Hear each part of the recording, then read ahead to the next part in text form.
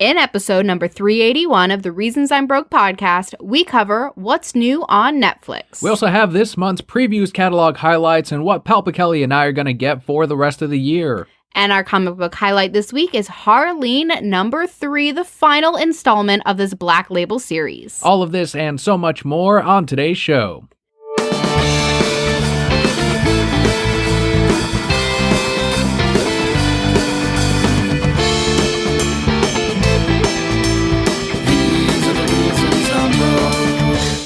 Hello and welcome to the award-winning The Reasons I'm Broke podcast, bringing you the reasons we're broke every single week, ranging from comics, movies, TV, video games, and more.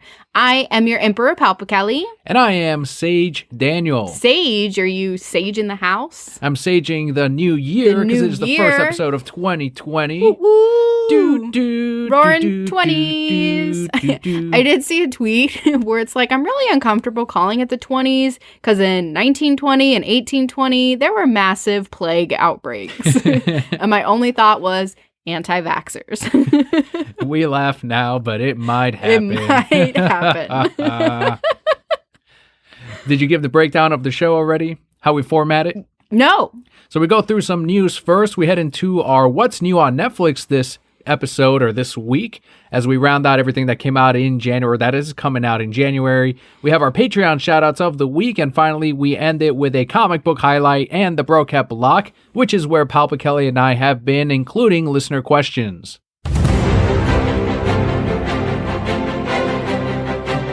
But our first bit of news comes from a Bleeding Cool article who asks us a very important and profound question. Should we bring back video game manuals? I saw them put this up and there was a full breakdown, and I was like, we should throw this on the show and actually talk about it, because we do have, while we don't really play games anymore, we grew up in that era of video game manuals. Mm-hmm. That era where your parents would buy you your game and you couldn't play it right away, because if it's a console thing, you would go through the manual first, the booklet, learn everything about it, and kind of be excited as like, oh, so that's what I do, or that's the character, before you got home and finally started playing it. Do you have any fond memories of video game manuals? 100%. The two video game manuals that I went through the most were Super Mario 64, because the N64 was my first one. And I was like, oh yeah, I can like do all these things and get to these places, and this is how I jump. I don't know. And then my second one was the Pokemon Snap manual, which I loved because they had little sample pictures in there. And then at the very end, it's like, can you get these really tough shots? And so then I would have to figure out, okay, how can I get these pictures? And I got almost all of them. There's one that I did not get, and I don't think I ever will. Which Pokemon is it? It's the 3 Growlithe next to each other. And you just can't do it? You can't throw apples and get them all together? It's pretty hard because the thing is you throw them into like the fire pits, right? And then they pop out. But I've gotten all of them out of the fire pit, but one was always an Arcanine. That's weird. Okay. So I would have like 2 Growlithe and an Arcanine, and then, okay, I can't get it. And I don't really have hours to invest in this anymore. Do you think that maybe one of them, it was just one of those early screenshots where initially it was 3 Growlithes and they just never changed it? It might have been. I mean, I've had times where like, because they never come out of the same one though. Like I'll do the first 2, and if I can only get 2, then they're both Growlithes. But I'll do the first one, and then the second one's an Arcanine, and then the third one's a Growlithe. I don't even understand. Maybe it's just me. Maybe I'm weird. But I did get all the rest of the ones. My favorite one ever was either Balloon Pikachu or Pikachu on the Arcanine, or on the Articuno. And this was also the day before game FAQs or game facts. Mm-hmm. And now people are like, what the hell is game facts? You look shit up on Google, Reddit. I still use game facts.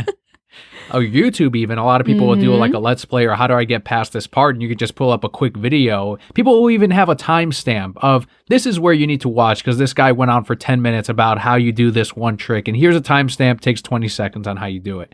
And you have all these resources, but back then, yeah, you would get a lot of your tips, not only from the video game manuals, but from the strategy guides, when those were also pretty useful at one point.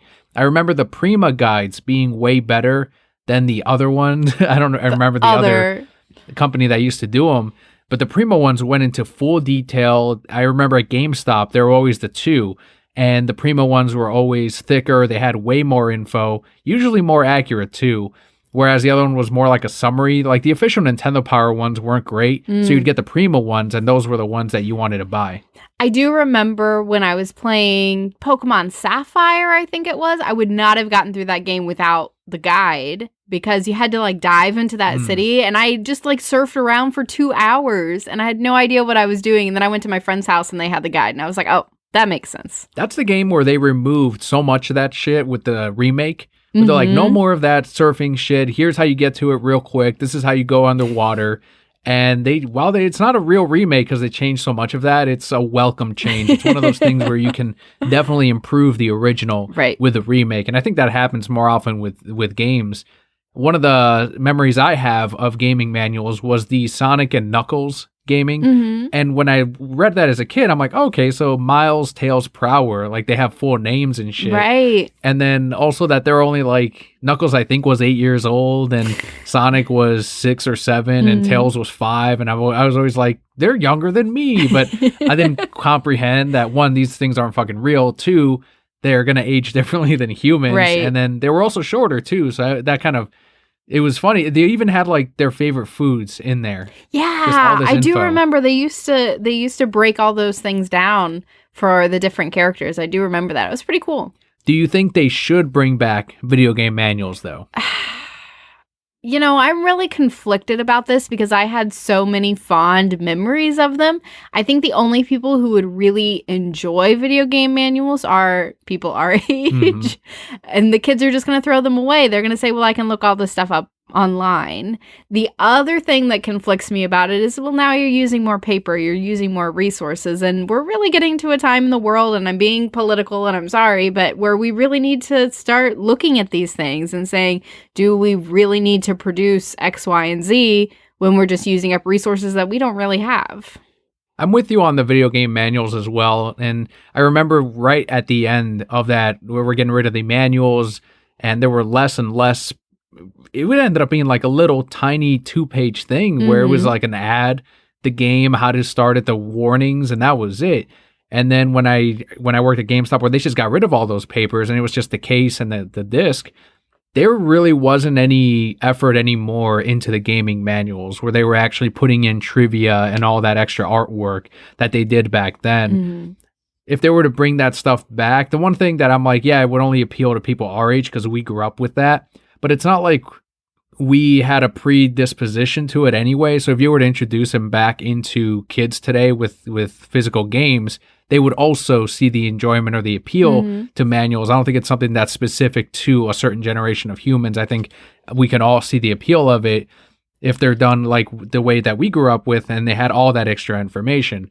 But I'm also with you that they shouldn't do it at this point because so many games now especially are just being bought digitally instead of physically. And I noticed that with people in their 20s now or going into their 20s where they're like, no, I'm fine paying the exact same amount for a digital game as I would a physical. And they're just totally cool with it because of the convenience of not needing to switch out the game and getting up. Well, and you don't have to go to a store. You don't have to go online to order it. Like you literally with the Switch, you pull it up and you buy it right there. You could, of course, get into the argument of, well, if you have no internet connection, how are you going to play this? And it's kind of nice to have something physical, which is where I'm at because I'm a product of my time. I like to have a physical game or a physical movie, especially with a lot of these services that went under. We talked about it before, and places like Vudu and Movies Anywhere bought them up, and we got lucky. But if not, I would have lost my entire digital collection. And that's why I keep buying things on Blu-ray and on 4K so that I can always really own them. Because I don't feel like I even own songs that I bought on iTunes in the 2000s and 90s. It's like, do I really still have them? Unless I backed them up from the iPod and then to that computer and then back here. They didn't have an account where you can just re-download all that stuff. And there's no guarantee that we're going to have that in the future anyway. I just use Spotify. I'm like, I bought this and I don't even know where it is. Here it is on Spotify. Just stream it. I know we're on Spotify, but how does Spotify work? Is it like YouTube where you can just find the song and play it? Yeah, it's so cool. So what music? Do you not use a music streaming service? The only music I stream is through Nexus Radio. Okay. So Spotify it's got like this whole database of songs, and I've yet to not find a song that I'm looking for. And I can sit there and like listen to the whole album, right? I can just find an artist and listen to all their music. So like I have my Maroon 5 radio and it goes through all their different CDs. But then I can also make my own playlist. So I have one. So instead of downloading the songs, putting them on like a mixtape or a mix CD or making my iTunes playlist, I just have my Spotify playlist, and I can sit there and find any song that I want and add it to that playlist and put it in whatever order I want. Then if I decide I don't really like the song anymore, it's real easy to remove. But it's all free, so it's awesome. Interesting. Yeah. This Spotify is more than just to host our show. It is for more than just that. But then additionally, right, they have all that music, but they also have a bunch of different podcasts, and they break it down really well by, you know, okay, you're interested in this specific topic or whatever. Here's some of the top rated podcasts for that. But then they also, they made my own playlist of my most listened to songs of 2019. And apparently they break it down like every single month. You can say, what did I listen to the most this month? And they'll have their own little playlist for you and give you more suggestions. I most listened to Baby Shark this year, in case anyone is wondering. So I don't listen to that playlist. I'll have to check it out. I'm going to test it out with some of the more independent house music or techno, as we called it in the 90s, and see if that stuff is on there. Because if it is, I can really take a time machine into some of these songs and find a lot of the stuff that was lost over time. And some of it was only local to Chicago because there were local artists, especially in the downtown clubs, that would release their own music. And then there's stuff that did make it into these kinds of playlists, I'm assuming. So there'll be some stuff I missed, but there'll be some classics as well. Let's get into some DC news with Joker director Todd Phillips being asked yet again for the billionth time about the possibility of a sequel, and this was done at a Deadline event. He said, quote, when a movie does $1 billion and cost $60 million to make, of course it comes up. But Joaquin and I haven't really decided on it. We're open. I mean, I'd love to work with him on anything, quite frankly, so who knows? But it would have to be a real thematic resonance to the way this one did, ultimately being about childhood trauma and the lack of love and the loss of empathy. All those things are really what made this movie work for us, so we'd have to have something with an equal thematic resonance, end quote. I once again think we won't hear anything about any potential sequel that's concrete one way or the other until award season is completely over. I do think that the possibility of a sequel very much impacts whether or not a movie takes home as many awards. Even though it's already won a lot, we're talking Oscars now. That's what they're focusing on because that's the shit you can also put on the cover of that movie or whatever advertising on the posters from now until the end of time. And especially with someone like Todd Phillips, if he wins something, he'll always be Oscar-winning Todd Phillips. So that's something you got to focus on, and you got to ignore the sequel talk. Do you think if it wins a Brosker that it will get a sequel? That'll just, boop, green light right away. I don't know. Papa Kelly, call it one way or the other. If Joker wins a Brosker, will it get a sequel? No. No. Nobody listens to this show. Jeez. One week you're all powerful, and the next week you are not. Very interesting. Always all powerful. Very much like Palpatine, but gone throughout the sequels. But I am tired. We'll talk about it in the Brocat block. Well, this kind of ties in with the next topic, and there's rumors now that Geoff Johns was removed as a producer in 2021's The Batman. There was also this news that last year, either last year or 2017, he had been asked to leave a producer meeting for the Joker movie and wasn't involved in that. But there's all this Geoff Johns Twitter drama this week.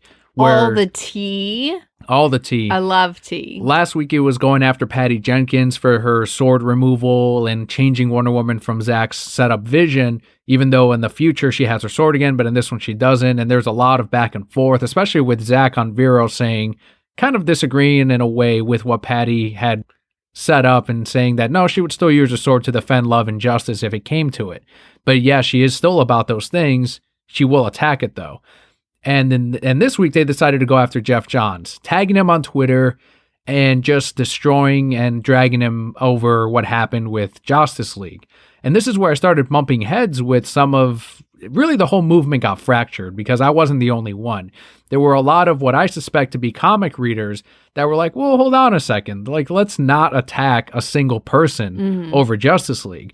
And that's where I got into it with a couple of people on Twitter where I was like, guys, he did more for DC Comics than any director has up to this point. Like, his 10 years of Green Lantern alone, 9 years, is set up so much DC lore that we can enjoy for many years to come. All of these adaptations should be done. And there's a lot of ideas that are brought into Zack Snyder's version of Justice League that stemmed from Geoff Johns' world of Green Lantern that he set up. But they're saying, well, he was malicious in trying to undermine and get rid of Zack along with Warner Brothers and Joe Whedon during a time where he was vulnerable with the suicide of his daughter. So they're saying that he's an evil person for it. Now, I would agree if that were the case, but we don't have any concrete evidence that he was malicious in his intent to get in on removing Zack and everyone else from Justice League. We know that he was rejected with the Man of Steel script. They ended up going with Nolan and Goyer instead.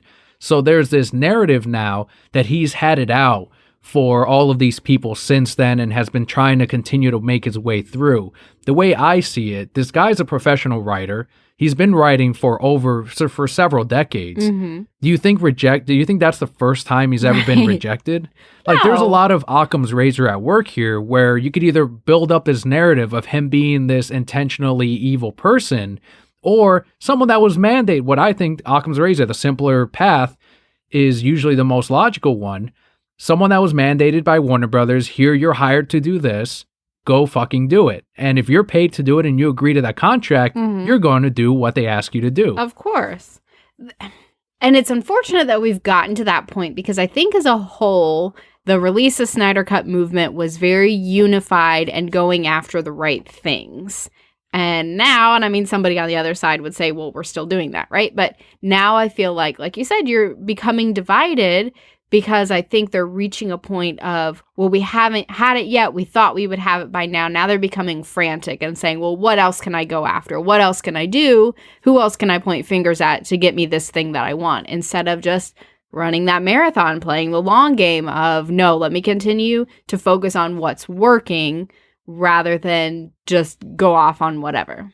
And one of the guys did tell me, so you think it's okay to not go after Geoff Johns because he wrote a couple of books that you liked? And I said, until we know that he was malicious, I think it's fine. And even if it turns out we get some audio tape of him going, I'm going to purposely do this during a time when he's vulnerable. Let's say that happens. Let's give the worst case scenario. And I was like, holy shit, Geoff Johns was kind of shitty for that. He also paid his dues, though. He's gone. He's no longer involved. He got demoted from even DC Comics, not just the movies. I think he paid his dues already. And, our buddy Geoff has been through it all already. And even that hasn't happened, though, yet. We haven't gotten, and we probably will get the full story and the details on everything that happened behind the drama of Justice League and where these pieces went, where ultimately these people fell and on what side. But until we get that, I don't think we should be picking every week, we should go do this. And as you mentioned, I don't think that's going to get us any closer to getting Zack Snyder's Justice League. I think it's irrelevant, and I don't think it's right to target these specific people. You want to target Joe Whedon, Warner Brothers, and the MCU sheep? Let's do that all day because that's just fun. But to go after our buddy Geoff, that's where I'm gonna separate a little bit from that. But next week it'll be something else. It'll be someone else. It'll be a different focus, or maybe Zack will release an image on Vero and we'll all be unified and happy again. But I just feel like we needed to comment on that drama. This whole story, this behind the scenes, this puzzle pieces that aren't together yet are going to make a fantastic Netflix documentary someday. And I hope it wins an Oscar when it does. And I hope they change it so that we petition to release the real Snyder Cut documentary.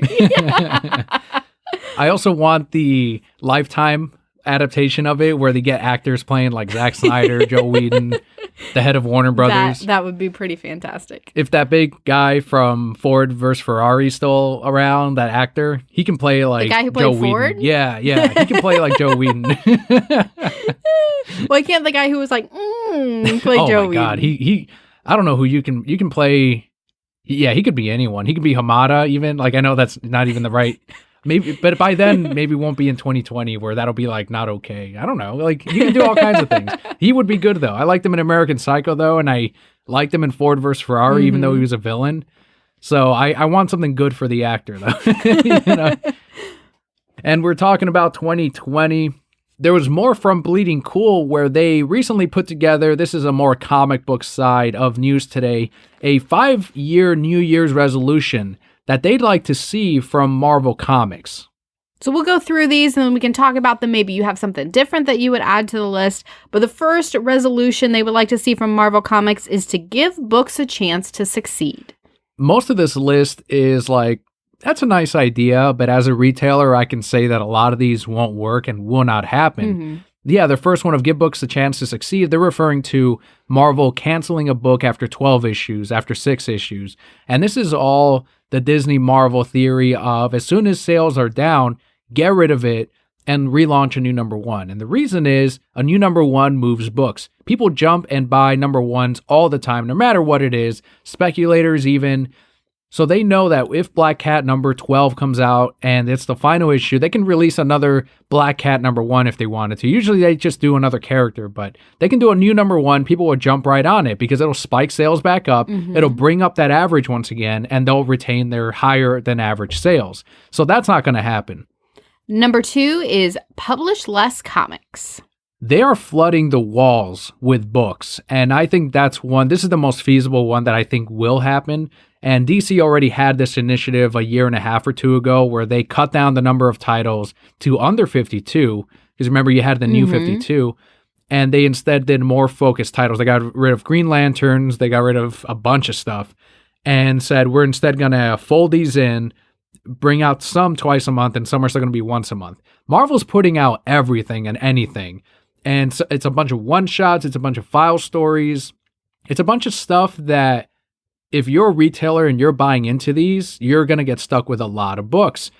And I, for one, don't think many retailers are falling for it anymore, where they're just going, look, if we have 3 pre-orders for this book, maybe we should just order the 3 of that one shot and just be happy to sell out, because it gets ridiculous with this stuff. And if we're buying these one shots and in droves and not selling them, we're telling Marvel that it's okay to do this, and it's really not. So that one I think needs to and probably will happen if more retailers follow that pattern of, no, fuck you guys, let's not get stuck with this shit. Number 3 is give super mega crossover events a rest. It's another one that will not, I'm convinced that's never gonna happen. They're not gonna give it a rest, and it's because of sales. The Absolute Carnage event did so fucking good. All the tie-ins did so fucking good. Now, what they need to do is make sure that it is something that is an easy hook, an easy sell. The House of X, Powers of X crossover, that was massive. That was an event, and that did extremely well. And that was about people going, okay, the X-Men are being tidied up, storylines are being cleaned up. We're going to get the X-Men books moving forward. These are going to be it right here. Whatever spins out of House of X is going to be the X-Men titles in the X-Men universe. And from there, Marvel did what they did. Here's 8 X-Men titles because X-Men, Powers of X and House of X did well. And now they're starting to falter and starting to dip in sales. People are figuring out which books are stinkers and which ones aren't. And they're going to end up inevitably canceling those. They're already doing new ones like Hellspring or whatever the fuck, a new number 1, another X-Men title. It's a weird thing of Marvel where they'll do an event, they'll do it really well, and then they'll blow it up. And it doesn't work out as well as they'd hope. So that's another one that is not going to stop from happening because sales are frankly too good on their mega crossovers. Number 4, stop relaunching a book when a new creator takes over. New number 1 sell. It's the same thing. And finally, give older creators more regular work. Marvel does not pay for work. They pay the up-and-coming artists, writers, the ones that are trying to get their name out there, and they don't pay them a lot. These older creators are going to want a bigger paycheck. They're going to want a bigger piece of the pie, and they're not willing to pay that. They're trying to bring their profit margins as high as possible, or as separate as possible, and having someone that had worked in comics for many years is simply not the move to make. And I get the idea of get these people who did make these characters, who created a lot of these characters in the 80s and the 90s, give them work, it's the right thing to do, or they know the character better than anyone, or team them up with a younger creator. all of this costs way more than the move they're making now. And there's a reason why you can open up a Marvel book now, look at the pages, the interior artwork, and it looks shitty compared to any other publisher out there, not even just DC, but any indie publisher, because they're the ones paying money for the good artists. They're the ones paying more per page than Marvel is. So if you want to work on Spider-Man, you're going to take a pay cut. If you want to work on your favorite Marvel hero, you're going to take a pay cut. If you want to make money, if you have a project of love that you really believe in, then you go the independent route. You're going to make more money that way. They end up making more from the trades and the hardcovers. And that's the way it is. So no, you're not going to get the older creators. The books are going to be way different than they are now anyway. If you try to get an older creator, look at Neil Adams. Anytime he puts out a Batman book, it doesn't move the needle. It does look dated.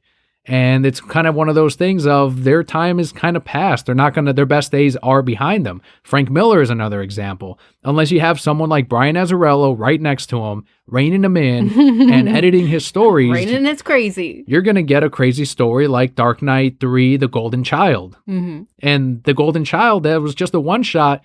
It was terrible. I'm sorry. The artwork was amazing by Raphael Grandpa, but the book was bad. It is what it is. That's what happens when you get an older creator. It's just not feasible either. Do you have any other ones that you would add to this list? It's a good list, and I agree with a bunch of these. It's just not, the one that I would say is give us a story that we can sell from now, 50 years from now. Like I can always sell The Killing Joke. I can always sell Watchmen. I can sell, let's say, Marvel, Civil War. I can sell that. It doesn't do crazy, but it does okay. Secret Wars does really well. We need more of those stories on the shelves. Stuff that's long-term, stuff that makes an impact with readers, and not stuff that's simply, new number one, because all these 12 issues are just going to end up being 1 or 2 volumes on the shelves. And as they said in the article, if you don't give a book to succeed, guess what? You're also not giving a story the chance to unfold and really marinate and be a long-term thing. So I want more. I want better stories. I want a trade. I want their Killing Joke. I want their Court of Owls. I want their Detective Comics from the New 52. Their Peter J. Tomasi's. That's the shit I want.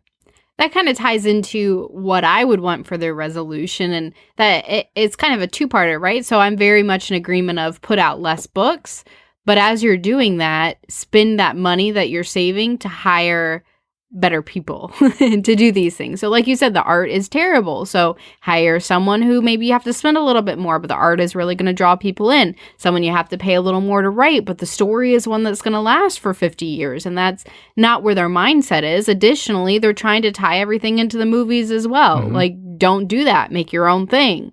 I get that your movies are successful, so you're saying, well, if I do this, it'll translate. But it's not translating. It doesn't translate. So do something that your longtime comic book readers are really going to enjoy and latch onto and continue that series. Something that I've read that they do, you mentioned the changing the books to fit the movies, is now they're introducing the movie concepts first into the books, and then it ends up in the movies. So one of the things is the new Spider-Woman outfit that they're releasing. It looks very much like something that would show up in the MCU. So people immediately picked up on that and they said, this was designed to be on the big screen. And I don't know, to me, I still think that you can claim that that's the book dictating the movies, but not when they're designing it to fit big screen and saying, make that into the comics now. It's a completely reverse. It's a backwards. Yeah, it's a backwards way mindset. Of trying to justify. It came from the comics, but we got our movie people to work on a costume to tell our comic people to work that into. I don't know. It's bizarre. I don't like it. I don't like a lot of things that Marvel Comics is doing, and that has nothing to do with the movies at this point. I can go off on the quality of the movies, but that's not my concern because I'm not watching those anymore. But it is affecting the comic book industry in a way that I think is negative long term, because anything they're publishing now, I'm not going to sell again in 50 years as a trade. Do you think eventually they're going to pop that bubble and just kind of take a big dive? In sales, you mean? Or it's possible. We've seen that up and down. It's going to happen eventually. The comic industry is always up and down. It's just a matter of who's going to be there to pick up the pieces. Are we going to get publishers like Image that are going to suddenly rise up and take a bigger chunk of the sales? Are people going to get tired of Marvel or even DC and start going more independent? I don't know. We'll see where the trend is. We'll see where the readership is.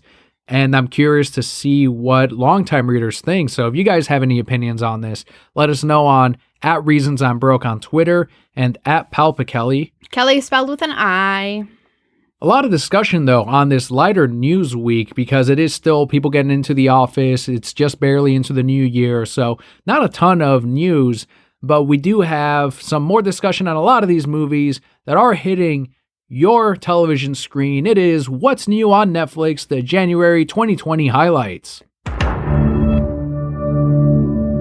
Doom doom. It's my Netflix noise. We have a jingle. Is it? But I like my jingle. It's 2020, Dan. It's time for a change. New year, new jingle. Doom doom. It's perfect. So the first one on the list is American Beauty. With the great Kevin Spacey, in spite of what he may or may not do outside of his professional life. I like the actor. I like House of Cards. I like American Beauty. Up next, Chasing Amy. This is with Ben Affleck and Kevin Smith. Real quick, would you say American Beauty is one that you need to see before you die? It was okay. Just all right? So. But you also have to realize, okay, so when we started dating and seeing all these different movies and things like that, I was coming from an extremely sheltered life. So you were also showing me these movies, and I haven't seen this movie in probably 12 years. It's been a very long time, but it was much more risque, right, than anything that I had ever seen before, so it made me uncomfortable. So a lot of the movies we watched when we first started dating, I have uncomfortable feelings about because it was brand new territory for me that I probably should have been eased into a little more than what actually happened. So if we go back and watch it, I may have some different feelings on it. There were things that I enjoyed in it, I think, but I don't remember a lot of it except for those uncomfortable feelings. I also think it's a movie you can't really make today either because it's about him fantasizing about a high schooler. Yes. And it's fucking Kevin Spacey. And then another guy who's closeted gay. Like one of the villains is a closeted gay man. And it's like, yeah, you go back and you look at this, it's like, you can't make this in, I don't know about 2020, but you can't make this in 2019, right? But Chasing Amy, Kevin Smith flick hitting Netflix. That's also been a few years. I think it's the one, speaking of gay characters, where Ben Affleck falls in love with a lesbian. And the whole movie, I think he's trying to, and she's kind of coming around a little bit, but I forget how it ends. It all ends up being about the friendship between the two characters. It's okay. I saw it the one time. I didn't want to see it again, but I'll probably watch it one more time just so I can say that there's more than one movie that I like that I think is a good film from Kevin Smith. I did like Red State, actually. Red State and Clerks are my two. I think they're two really good films. But outside of that, I got to watch Chasing Amy again. We also have Free Willy. Do you have memories of Free Willy? I do. I remember calling him Dumb Willy by the 4th. Why Dumb Willy? Because they keep having to free him. He keeps getting captured. Like, just go live in the wild where there's no humans. I thought one was his family. He took his family and he needed to rescue him. Whatever.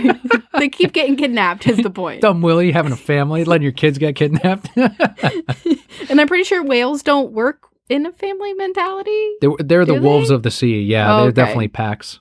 All right. Well, he's Dumb Willy. They're also one of the few predators. There's some crazy fact out there of the fact that they're one of the few predators that play with their food. Oh, yeah. And then let them go sometimes. Orcas, yeah. They do. Another one on this list is Inception by the great Nolan. I did like Inception. I use Inception a lot. Like, oh, I'm Inception or I'm Tweetception or something. It's a tweet within a tweet. Yeah, that was pretty good. And another friend of Nolan is Zack Snyder and his Legends of the Guardians, The Owls of Ga'Hoole. It is, I think, his only animated directed movie. I could be wrong, but that one is hitting Netflix, and I'm glad. I was about to pick it up on Vudu or Blu-ray. I could never find it at Best Buy or Target, but I was about to pick it up, and then it hit Netflix. So I'll watch it. Perfect. I've never seen it. Enjoy it, yeah. I'll buy it. But yeah, it was one that didn't do too well in the box office, but it's now getting a lot of residual views and residual buys from the fan base. Up next, we have Pokemon the movie, The Power of Us. It's one that I don't think hit theaters. If it did, it was only a Fathom Events. I didn't hear of this, but it is a new one. It's about the Wind Festival, so it's going to involve, I believe, Sky Pokemon, and it should be the current iteration of the characters. Not Sun and Moon, but the one right before. They did Sun and Moon, so it's one that I want to watch. And Netflix is great about adding the Pokemon stuff. Next on the list, we have The Ring. Did you see The Ring? I did. Don't like it. Was it too spooky? It was kind of spooky. The only thing that scared me in that movie, really, so I watched it with some friends in high school, and they're like, this is going to be so scary. You're not going to sleep for a week. The only part that really scared me was when they opened the door and, like, the girl was, like, petrified in there, like, in the closet, and, like, she fell over dead. And I was like, oh, wasn't expecting that. But the rest of it, I was like, why don't they just punch her? Like, beat her up. Yeah, just coming out, just be like, whoosh, no. And then I felt sad for her because she just died in a well and she decided to haunt all these people. So it's a deep story because you feel bad for the monster creature. That's like she just tried to climb out of the well. They found her little fingernails in there because they broke off trying to climb out. So how would Batman stop the little girl from the ring? Just punch her. Chokehold. And then he'd probably do what he did with Ace and just like sit next to her till she felt better. You're going back to the well. No, he sent her to Arkham, not to the well. Poor Batman wouldn't do that. This caused you trauma, so I'm going to send you back. I do what's necessary. No, stop it. Did you watch The Ring? Did you like it? Yeah, I thought it was all right. It did spook me because of the different jump scares. I think that one had Naomi Watts in it. I don't remember. It's been years. And I'm pretty sure it's a remake of a Korean or Japanese horror film. Is that the one with the TV? Yes. And she would come out? Yes. Do you think kids today would be scared of the TV white noise? Like, there's nothing that really... there's no white noise. You know what they have done that I have heard scares people and I haven't watched it? There's that Netflix show called Black Mirror. Yeah. Which is based off the TV, because when you turn off the TV, it becomes a black mirror. Oh. So that's what they're going with now. It's not the static. Because, yeah, nobody knows what the static... Kids don't even know what it means to hang up your phone. They don't understand why we say that. They don't understand why the save icon on Word is a floppy disk. Or the paperclip little thing. They don't know who he is. That's true. I didn't even think about that. They wouldn't know what the floppy disk is, would they? They have no idea. They don't know what cassette tapes are. A lot of them don't know what a CD is. I was just going to ask, do they know what CDs are even? That's really, I got to ask Leo when he's old enough to talk and is actually with computers like, what's this? Oh, that's the save icon. Right. And are there icons that we see that we don't associate with? I'm sure there is. I'm sure like a stop sign is something, or, I don't know. There's probably something out there. I'm sure there is. That we take for granted. But it's really interesting to think about how much in the last decade, going back to, the new year, but how much in the last decade the world has changed as far as technology.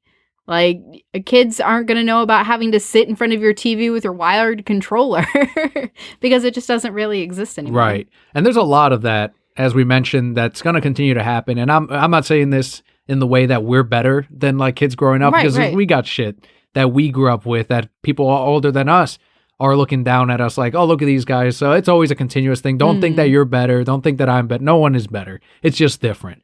Different times, different decades. But real quick, going back to The Ring being based off of a Japanese other horror show, I've seen videos, I think they take place in Japan, where they have like an electronics store where it's the static on all the TVs and people are like, oh, looking for their TVs. And then they have one that's a false screen and like that girl crawls out and chases them. It's hilarious. I've got to see that. Hilarious. That's a good one. Another one on this list is from Quentin Tarantino, who directed my favorite movie of last year, Once Upon a Time in Hollywood, Kill Bill Volumes 1 and 2. I don't think I've ever seen these the whole way through. I remember you really liking them when we were younger. They're solid films, and there's a lot of those. There's moments in each one that I like more than others. There's some great action sequences, too, so I think it's worth revisiting. It's been a long time since I've seen them.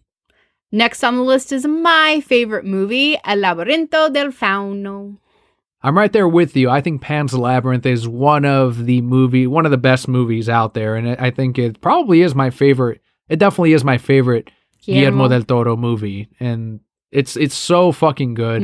It is a little bit graphic, so that's one thing. It's not all ages. It is rated R, but it's fantastic. It's one of those where you think about it afterward, like what part of it was real, what part of it was not, and you debate at the ending. Like, I lean more on the not real side, and I think you did too, based on what happens in the movies.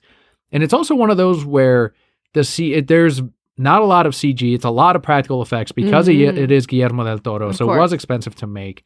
Dougie Jones, the great Doug Jones, plays like 3 or 4 creatures in the fucking thing. Amazing. An amazing terrifying movie. Creatures. Great visuals, and it's visuals that are going to stand the test of time because it was done practically. And I think it just looks more real. And maybe I'm a product of that once again, being a product of my time. where to me it looks real because I grew up on the TMNT Turtles, which is also on Netflix. Oh yeah, there it is. There it is. The next one on I thought you were just segueing. I'm like, oh. Yes, I'm segueing. So yes, we have TMNT number 1 and number 2, which are already out.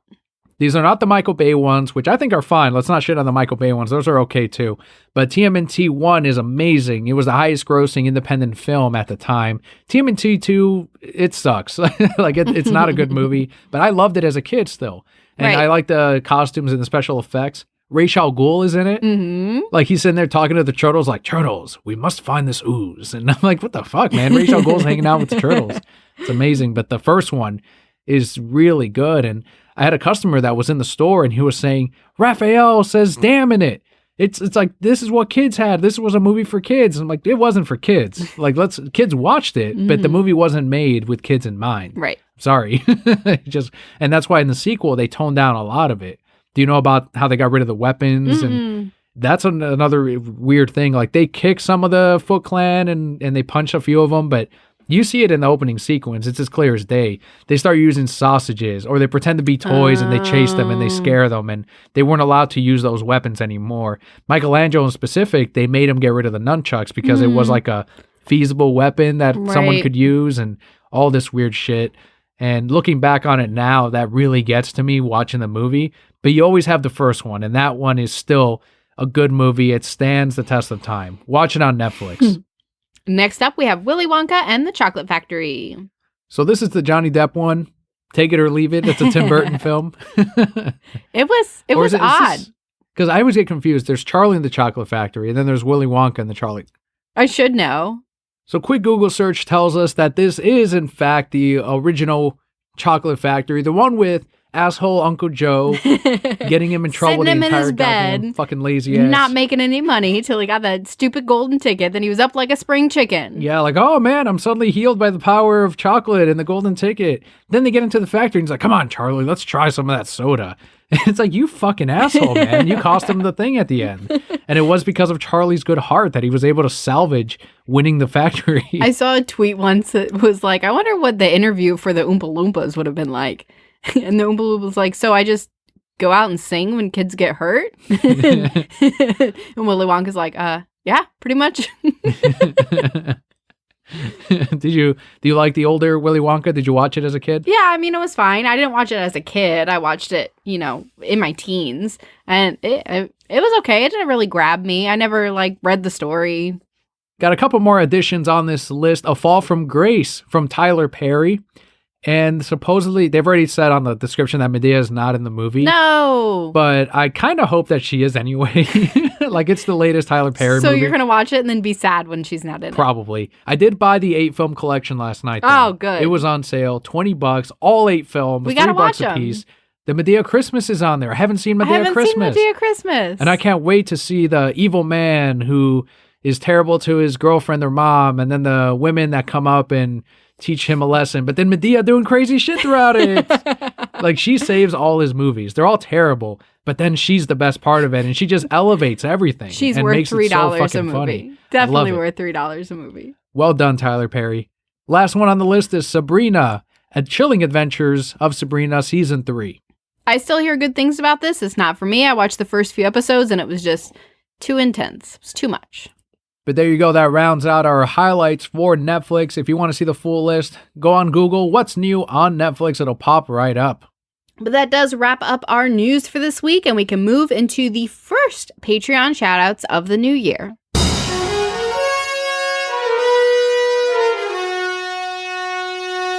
First one goes out to Alexander on Twitter @SwordfishShow, or go to purpleswordfish.com. It'll take you right to his YouTube channel. On his podcast Dead Channel Duo, they posted an end of the year best and worst. As you may have seen on Twitter, Dead Channel Duo is one of my favorite podcasts, one of the ones that I look forward to top 3 every single week. So definitely be sure to subscribe to Dead Channel Duo, where they do cover gaming and a lot of sports as well. So if you're big on NFL, baseball, basketball, whatever, make sure to check them out. Our next shout out goes out to Lourdes and Katie. You can find them on Twitter @CatCatFluffs. And that's Cat with a K. Katie went to a Harry Potter live action orchestra. That's awesome. I don't know if it was in the Orlando theater. I'd have to go into the post itself, but anytime they do gaming or movie music live in front of you, there's just something more to it than when you hear it on especially with games, because a lot of it is done synthetically. I don't know if that's the right word. I'm not a music guy, but it's done on computers. But then if you do it live orchestra, like they do with the Zelda games, it just livens up the music more. You know what orchestra I've always wanted to see, and it doesn't have to do with games, but we're talking about orchestra. The Trans-Siberian Orchestra. I always see the ads for that. What the hell are they?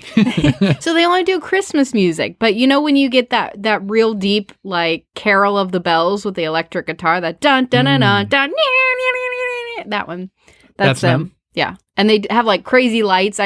People on my Facebook go every year and always say like it's the best thing ever, and it's just on my bucket list. I've always wanted to go.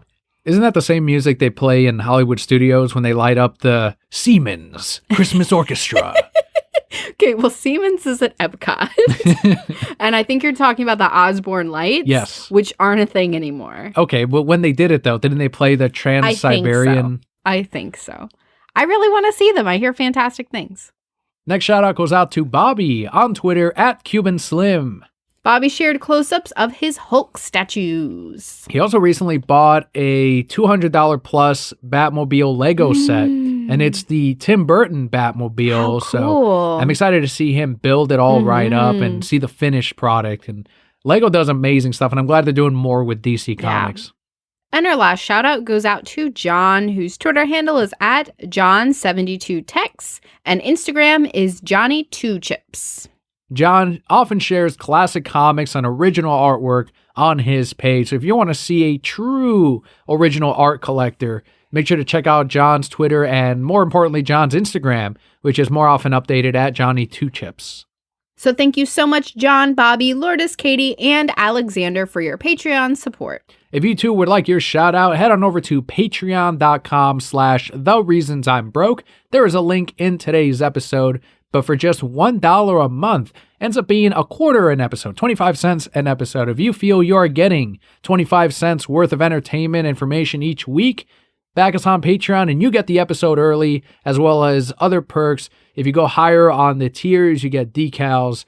But more importantly, you're helping us keep this going every single week. And if you say, you know what, I can't support you guys every single week, of course our podcast is always free. The best thing you can do is let other people know about us, but you also have the opportunity to wear us around.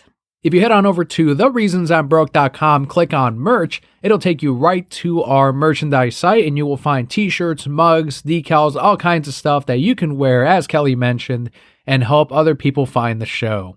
But that does wrap up our Patreon section of the show, and we can move into our comic book highlight.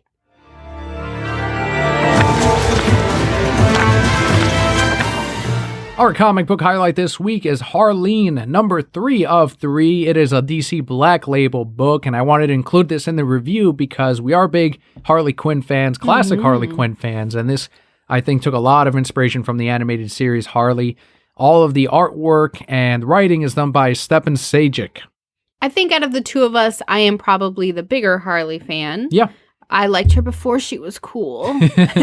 She was always cool. But she was always cool. But from the very beginning, I just really enjoyed this character. I liked how she was so reliant on the Joker. Like, yeah, she's her own woman now, but a lot of her original core is reliant on the Joker. And this is just a very, even though it was only 3 issues, I felt like a very slow burn into her descent into madness. And I thought it highlighted that very well. I was totally on board. Like, at no point was I like, wait, why did she just suddenly do this? Because they made it take place over such a, what I felt like was a pretty long period of time. And of course, we get to the very end. I don't know. I thought it was all handled very well. I enjoyed it. I would love to reread it all again from beginning to end now that we have all 3 issues out. Stepan Sajic does a lot of really good personal, especially sexual stories in his work. He does a lot of stuff on DeviantArt. And the way he handled Harleen, I think that was a big hook of it. And you got a little hint of that at the beginning in the first issue when she ended up hooking up with her teacher. And I feel like that was almost symbolic of what would later happen, of this other man who takes her into insanity. and ends up seducing her too. And you see by Batman's comments that this was all Joker. Orchestrated. Yeah, it was all Joker doing his thing, saying the right things, saying he knew her back and forth, but just like a book, frontwards and backwards, and knew what to say to make her fall for him. And that was the way he would turn her insane, because he always messed with everyone. Everyone gets fucked in the head by the Joker except for Batman, because Batman knows that he's insane already. Right.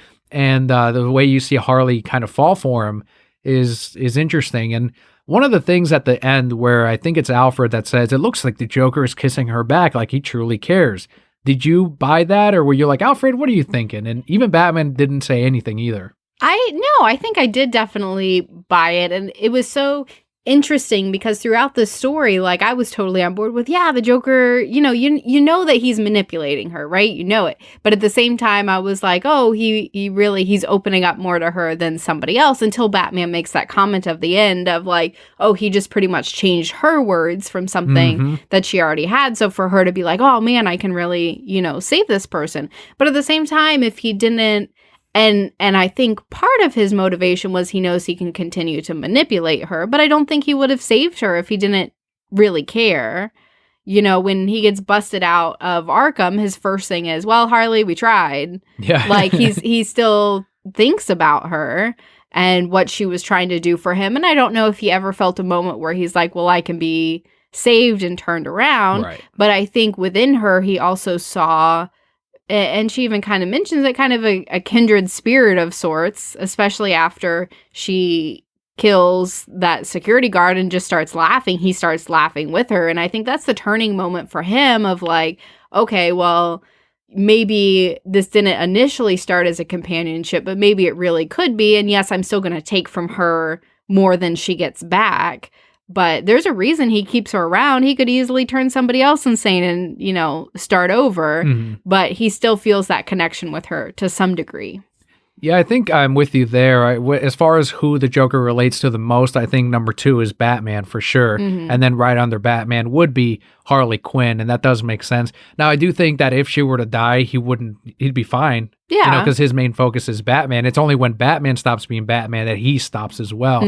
But it is someone that he does have fun with, someone that he can manipulate and continue to use. And I don't know how much he really benefits from her, aside from the fact that he's having fun with her, if that makes any sense. I don't know if you feel that. I don't think there's any therapy happening on Joker's side. No, he's not coming around or turning more sane or anything like that. He does have fun with her. He sees her as somebody he can use to shield him from a lot of things, because he knows that she's going to take the fall for him and do his dirty work and all these different things. And the same time, like, he gets off. So, so she's not bad on the eyes. When the Joker is nearly murdering Harvey Dent and she stops him and says enough, do you think he ever intended to kill Harvey? Do you think he really stopped because Harley Quinn said so? Or what do you think is happening there? Realistically, I don't think the Joker really ever intends to do anything. He just goes and does stuff and goes with the flow. And if something changes, then he rolls with it, because it's all a big fucking joke. So what's it matter? I agree with that second part. If something changes, he rolls with it. But I think he planned to get out. He planned on telling Killer Croc what he told him. Like, all of this shit is planned. You think? I don't know. That's the only bit I'm confused on is I view it as he stopped. He listened to her to further manipulate her. Like, oh, I did listen to you. And it's all a part of it. And did you like the difference between this and Mad Love? It was similar, where it was all in the sessions that they had. Yeah, so I think this was a further dive into Mad Love in a way that Mad Love couldn't go that deep, because of course this is a Black Label. It's definitely not for kids. I think Mad Love, like, I could share it with Leo someday when he's younger, and it's not, even with like Rev Up Your Harley, it's still not them stripping off all their clothes and going at it. Like, the Joker kind of brushes her off. I do, I almost feel like I could potentially see this as a prequel to Mad Love, because while Mad Love isn't as intense, it is further in that story when she's kind of trying to come out of that madness that you very clearly see in this, especially in those last few pages. I think it highlighted really well that, yeah, she really is crazy. He turned her crazy. The final message of the book with Harley Quinn saying, this is someone that I'm helping, that I will help. Do you think that's just forever her thought of, I'm forever rehabilitating the Joker in spite of all the madness I've gone through and that I continue to go through? I definitely think so. There's a lot that you can pull from the last little bit of the book. I love that she kind of says, oh, I must still be in a dream, because dreams were such a big part of this story, because the moon is always full. And that is, of course, the bat signal. Batman forever trying to bring her out of that madness, because he feels guilt that she's here because he funded it, right? So there's that. But then I also think that very last page where you see her, in her jester costume, she's got mirrors around her of her former self locked up, but then she also has one tear, but she's smiling. So I think all of that was very powerful. But things that you could also pull from this book is a lot of people are in these kind of relationships where someone is physically abusive or mentally abusive or verbally abusive, and they say, well, if I just keep loving them, they'll come out of it. And it's even more impactful for me because I know that eventually in Harley's story, she does pull herself out of that and say, well, it's about me, it's about what I need, and you're just manipulating me or using me, and you don't really love me like I feel like you do. And that happened even in the animated series. Like, I know a lot of people credit the current run of Harley Quinn as like that made her independent, but there's several episodes in the animated series where she runs off with Poison Ivy or has Harley's Day where it has nothing to do with the Joker, and it's all about Bruce, with Batman telling her, I had a bad day once. Like, there's a lot, those moments have happened already. Right. And I think that even the original creators knew that this was a character that they thought about it more. And I remember hearing the interviews with Paul Dini where she did start off as just a side character, a sidekick to the Joker. But then she just, as they thought about her more, it was really Paul Dini saying, can we put Harley in again? Can we put her? It was his baby, right? Right. And they obviously did more. The more they put her in, the more she develops. And it just took off from there. So I think and you mentioned, the relationship thing. Not everything's going to be Beauty and the Beast where he just comes around and he's fine. Right. Just stick with him. But there you go. Yeah, we do recommend the Harleen.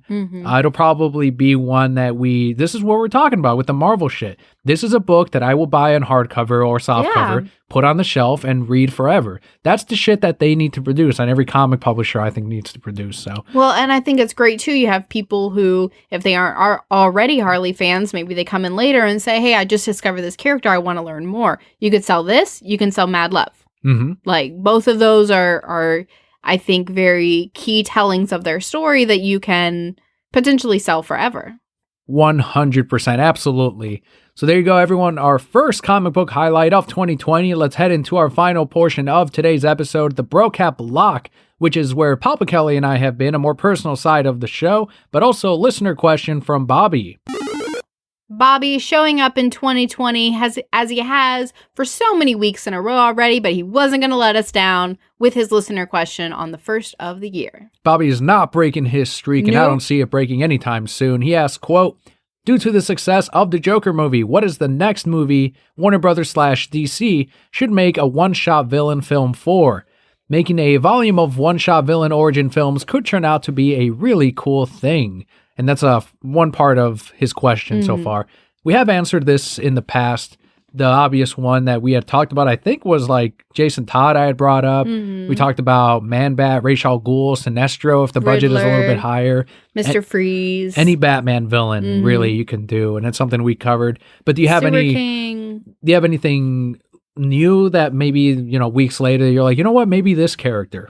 I don't think so. I think I would just be... And I would love to see a library of one-shots for these villains, because there's so many villains in DC Comics that you can relate to, that you can really feel that empathy for, even though they're doing terrible things like they made with the Joker. The thing that I would really caution about that, though, is I feel that if we went down this route, then people would say, well, they have to connect. Well, they have to be in the same universe. Well, and the part of what made the Joker so successful is it could just do its own thing and tell its own story and wasn't constrained to anything else. So while I would love to, and I would be like, this is the best thing ever, and they could just win Oscars for years, I would just worry that that's what people in the studio would demand. Right.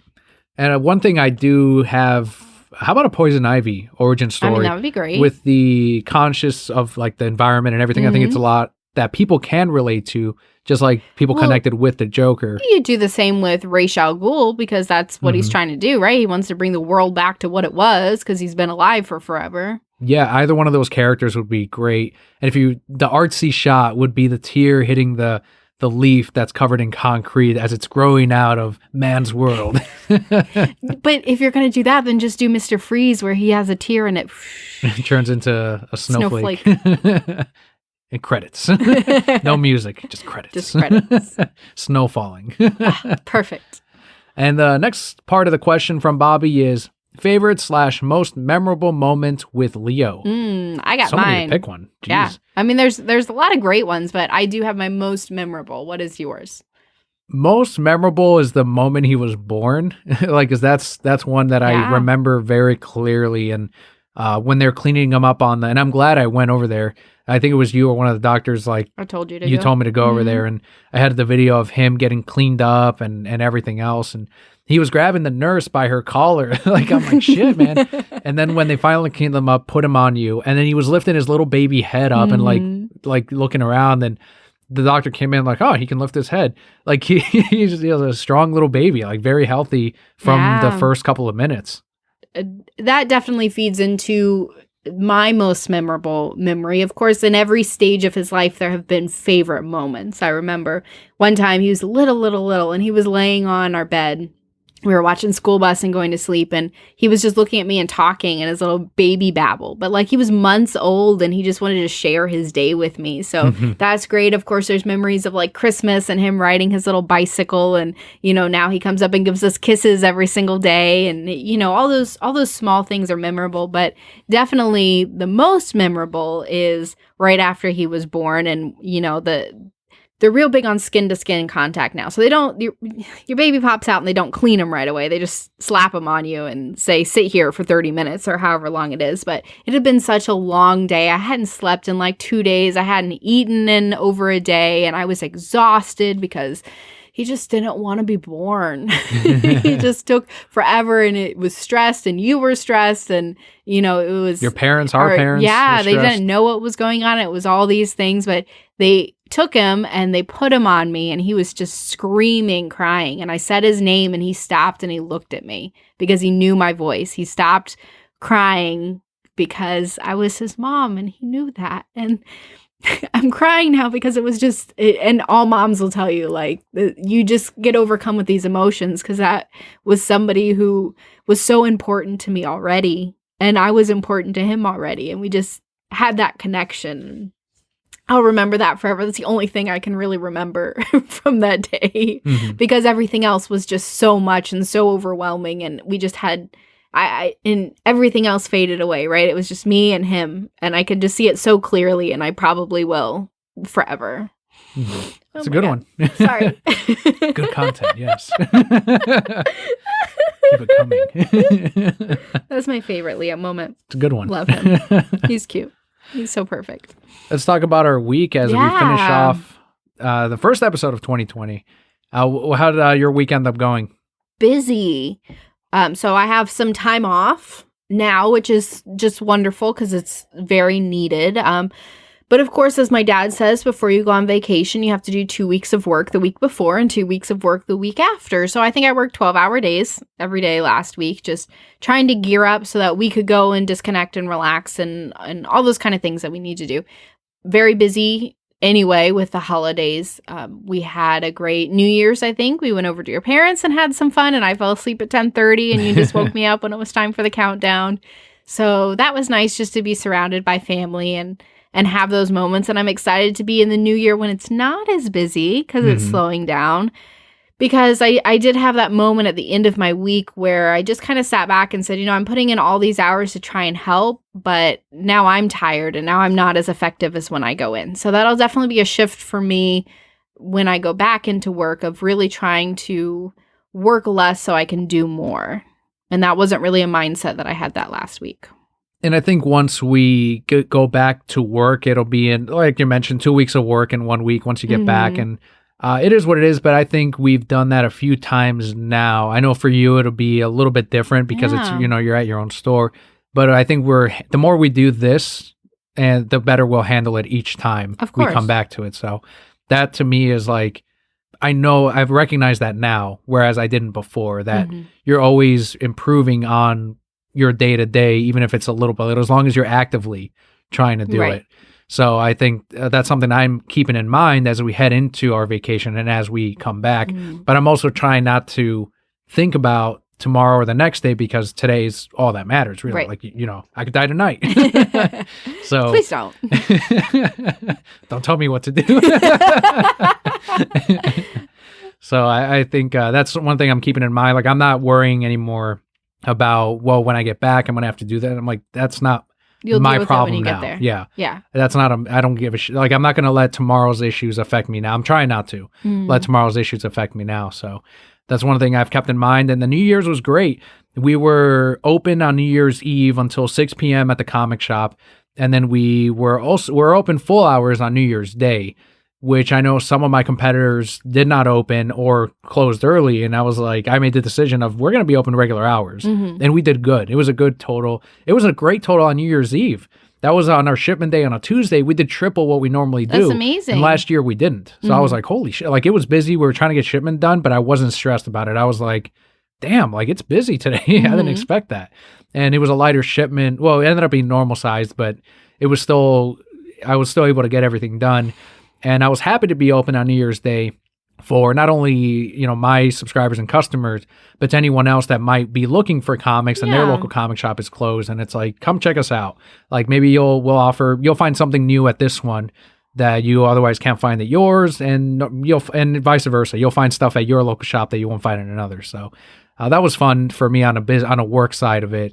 And we talked about prepping for our vacation. So overall, not in a bad spot. I think in a pretty decent spot right now. Yeah, I would agree. And, talking about worrying when you're leaving for vacation for all the stuff that you have to do, I am fortunate that I have a very strong assistant manager. So I was able to sit down with her and say, hey, this is what you need to focus on for this week. So while I will have some catching up to do when I get back, I can also just kind of, because I don't know any different yet, but feed into the relaxation of, okay, the major stuff she can take care of while I'm gone, so I don't have to worry that the store will be on fire when I come back.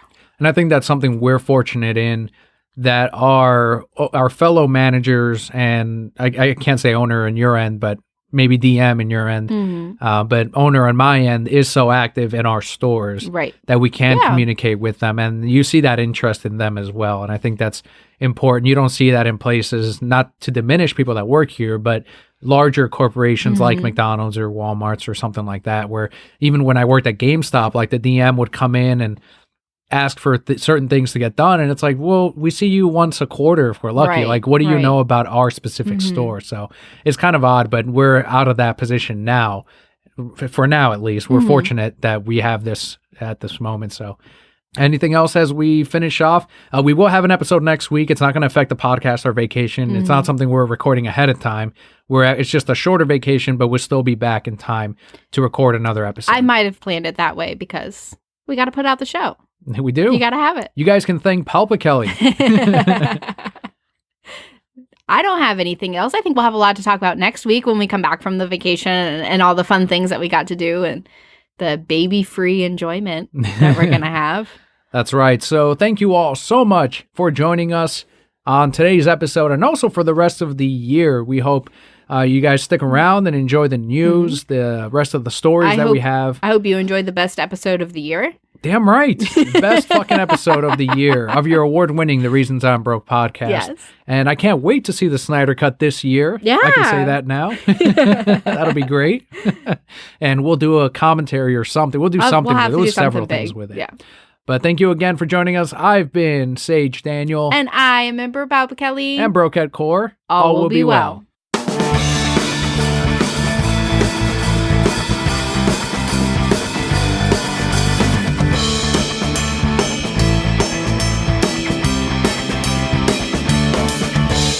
How many noticed? Any Brokeheads noticed? Now they know, right? Now they know. If they stay after the song. Right. This should be a thing we do every week, just like a little bit after the song. That'd be rolls, great. Like extra content, like super extra content.